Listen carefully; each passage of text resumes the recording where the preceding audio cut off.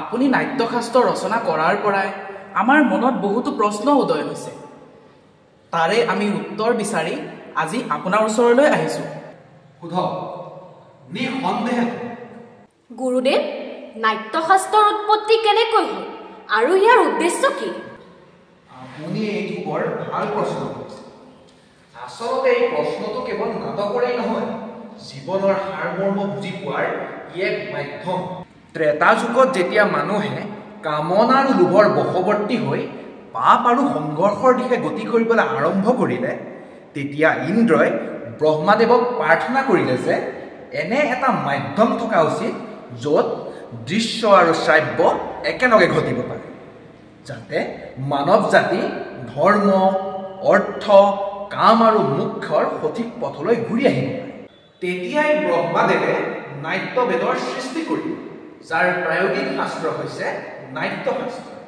কিন্তু গুৰুদেৱ, বেদ হৈছে জ্ঞানৰ ভঁৰাল, সমস্ত জগতৰ ৰহস্য ইয়াত লুকাই আছে। এই উদ্দেশ্য পূৰণৰ বাবে স্বয়ং বেদেই যথেষ্ট আছিল।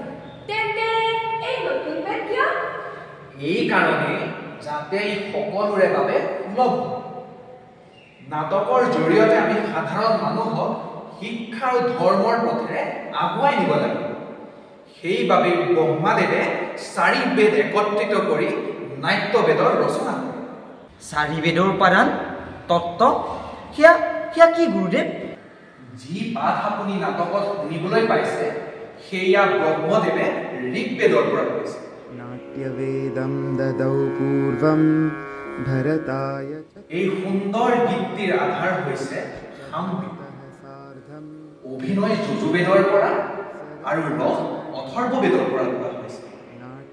4 বেদৰ ভিন্ন ভিন্ন অংশৰ পৰা ব্ৰহ্মাদেৱে নাট্যশাস্ত্ৰৰ উৎপত্তি কৰিছে। গুৰুদেৱ, তেনেহ'লে নাটক কেৱল দেৱতাৰ বাবেহে নিৰ্মিত নেকি? নহয়, অসুৰসকলেও ব্ৰহ্মাদেৱৰ আগত এই একেটা সন্দেহেই প্ৰকাশ কৰিছিল। তেতিয়া ব্ৰহ্মাদেৱে উত্তৰত কৈছিল যে নাট্যশাস্ত্ৰ সকলোৰে বাবে। ইয়াত দেৱতা, দানৱ তথা মনুষ্যৰ শুভ অশুভ সকলো কৰ্মকেই সন্নিৱিষ্ট কৰা হৈছে।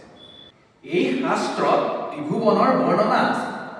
নাটকে দুখৰ দ্বাৰা ক্লান্ত, শোকৰ দ্বাৰা জৰ্জৰিত পীড়িত লোকসকলক বিশ্ৰাম দিব। ইয়াত সকলো ৰস, সকলো ভাৱ, সকলো শাস্ত্ৰ, শিল্পকৰ্ম সন্নিৱিষ্ট কৰা হৈছে। এনে কোনো জ্ঞান নাই, এনে কোনো শাস্ত্ৰ নাই যি নাটকত পোৱা নাযায়। আচৰিত, সমগ্ৰ সৃষ্টিৰ সমাৱেশ, লৌকিক আৰু অলৌকিকো বহু ধৰণৰ, সমস্ত প্ৰাণী জগতৰ ভাৱনাৰ এই কলা। হয়, আচলতে নাটকক সকলো কলাৰ উৎপত্তি বুলি ক'ব পাৰি, বা ক'ব পাৰি সকলো কলাৰ সংগম। মুনিবৰ, নাট্যশিল্প এক অদ্ভুত কলা। জীয়াই থাকিবলৈ মানুহক যিদৰে উশাহ লোৱাৰ প্ৰয়োজন, ঠিক সেইদৰে প্ৰয়োজনীয় এই শিল্প। তেন্তে মুনিবৰ, আমাৰ সমাজে ইয়াক গুৰুত্ব সহকাৰে নলয় কিয়?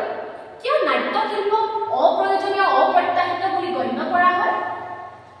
আমি শিল্পীহে, নীতি নিৰ্ধাৰক নহয়।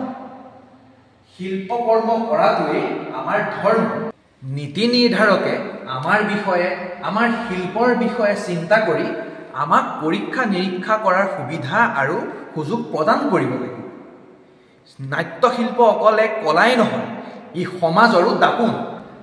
ইয়েই হৈছে মানৱতাক সৎ পথত আগুৱাই নিয়াৰ এক মাধ্যম নাট্যকলাই জাতি ধৰ্ম আৰু ভৌগোলিক সীমাৰ পৰিধি নেওচি সামগ্ৰিকতাত মানৱতাৰ কথা আজিও মঞ্চ শিল্পই সমাজৰ বিভিন্ন পৰিস্থিতি দূৰ কৰাত সহায় কৰিছে আৰু সমাজৰ সমতা বজাই ৰাখিছে এই অনুভূতিয়ে নিঃসন্দেহে পৃথিৱীখনক স্বৰ্গলৈ ৰূপান্তৰিত কৰিব নিঃসন্দেহে কলাবিহীন সমাজ হ'ল জীৱ-জন্তুৰ সমাজ সমাজে শিল্প আৰু শিল্পীক প্ৰাপ্য স্থান দিব বুলি আশা আৰু অপেক্ষাৰে নাট্যশাস্ত্ৰক পঞ্চম বেদ বুলি অভিহিত কৰিছো পঞ্চম বেদ সমস্ত বেদৰ হে ঋষিসকল মোৰ নাট্যশিল্পী পুত্ৰসকলে আপোনালোকক আদৰিবৰ বাবে সাজু হৈ আপোনালোকৰ বাবে অপেক্ষা কৰি আছে বলক তালৈকে গৈ নাটক উপভোগ কৰকগৈ আহক গুৰুদেৱ